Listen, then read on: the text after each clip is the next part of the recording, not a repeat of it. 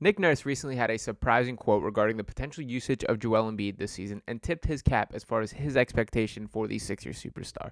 I'm here to break down my expectations on it, my thoughts on the quote, and why I have some concerns for what Nick Nurse's outlook may be. Before I fully dive into it, I would like to recommend that make sure that you guys are subscribing to the channel here.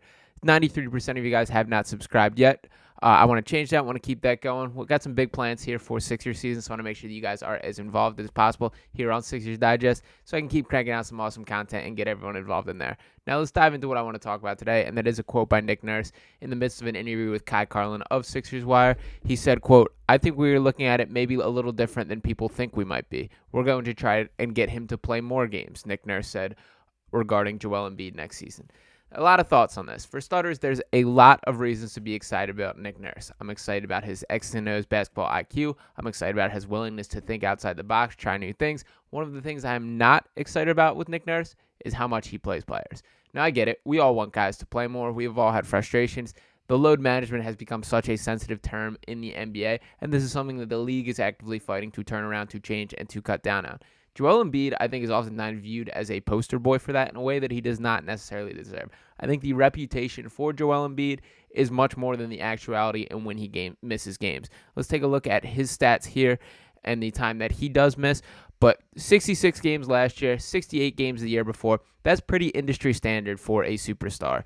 And those minutes per game is something that I think is interesting and I want to bring up. 34.6 minutes per game last year was a career high for him. Smashed 33.8 the year before. He'd done 33.7 back in 2018-19. And you can see where the missed games does happen. This was much more of a case earlier in his career. In 2014, 2015, and 2015, 2016, the first two seasons of his career, he missed rehabbing with his foot injury, which is the reason that he even slipped to the third pick for the Sixers.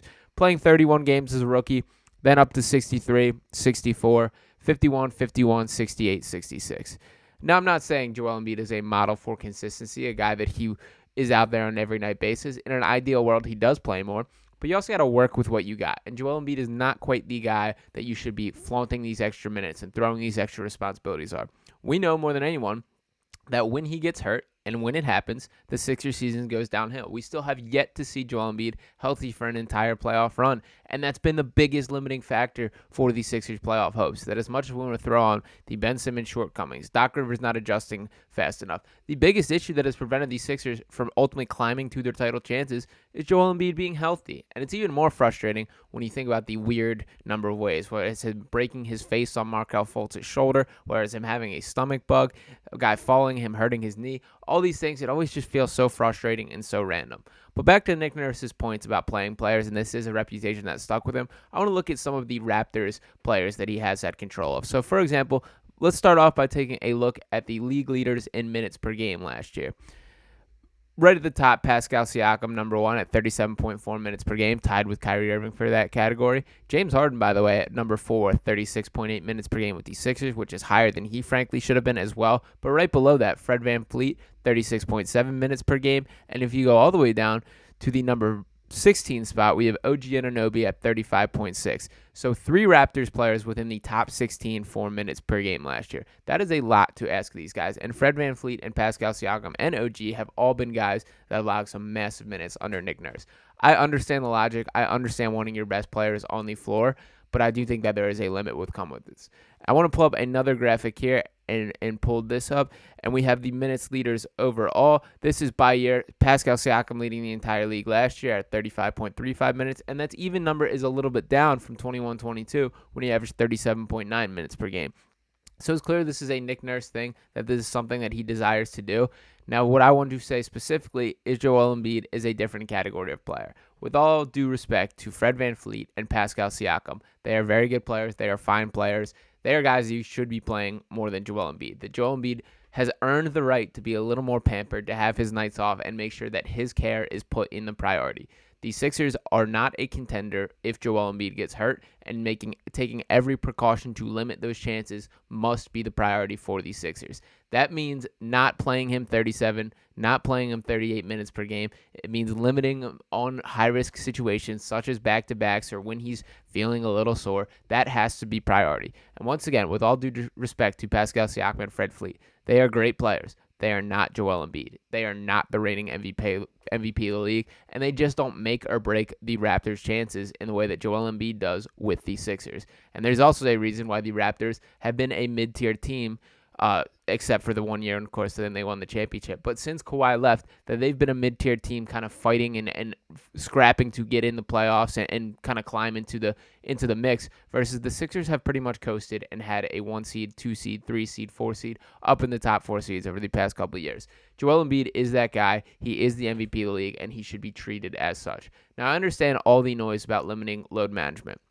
That's going to be a focal point across the entire NBA this year. That's going to impact teams like the Clippers much more than a team like the Sixers.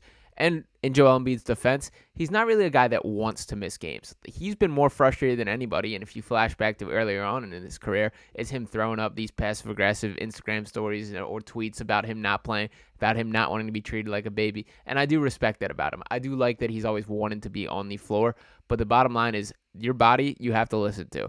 And his injuries, his lengthy list of injuries, which again I think is a little bit overstated, but he's absolutely had his knocks and bruises, have been the thing that have kept him off the floor. This is not a Kawhi Leonard situation where you never know whether he's going to be there or not. For the most part, Joel Embiid has left it on the floor whenever he has a chance to, and just about every single time that the conversations of him not playing are led by the Sixers training staff, which is their job to put his best interest as their priority, because that is the sake of the Sixers. Let's take a look at his minutes per game.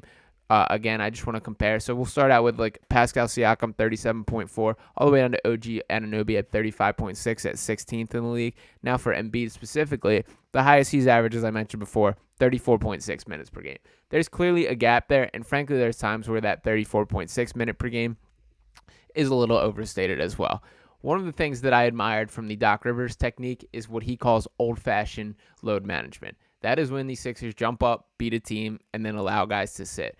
That is also a thing the Sixers have notoriously been bad at throughout the past couple seasons. That it felt like every game they would jump out to a massive lead and then just gradually allow a team to sneak back in until we're all ripping our hair out and screaming at the TV in the fourth quarter.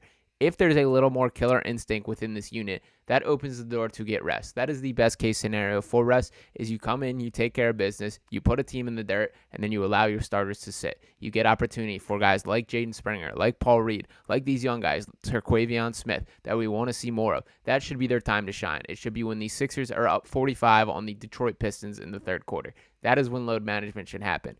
The theory and in principle are two different outcomes here. Of can you actually make that happen is a little less certain. But I guess I'll say this from the Nick Nurse standpoint, that I understand your logic. I understand you wanting to get Joel Embiid on the floor as much as possible. But it has to be recognized that this guy is a different tier of player than these other guys that you have coached before. He did do a nice job of load managing Kawhi Leonard during that sole championship year. He did manage that properly, and it obviously worked in the team's favor and led them to a championship. Joel does not need that level of care. This was when Kawhi was just coming off the knee injury that ultimately led him out of the Spurs, all those other complications that were brought up. Embiid is not that level of needing to be pampered, but he is a guy that interest must be kept first.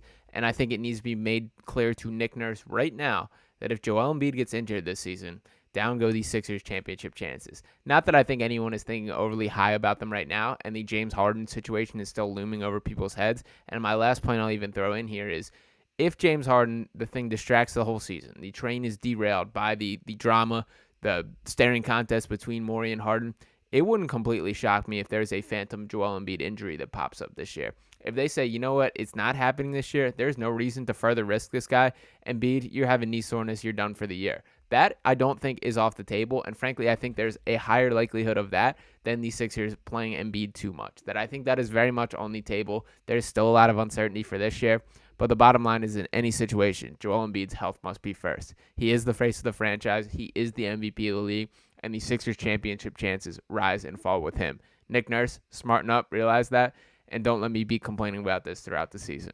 Appreciate you guys for tuning into this video. Once again, make sure to hit that subscribe button, ring that bell so you're not missing out on any content here. I appreciate you guys for tuning in. Drop a comment. Let me know your thoughts on the entire situation or a minutes prediction for Joel Embiid this season, and I will talk with you next time here on Sixers Digest. Peace.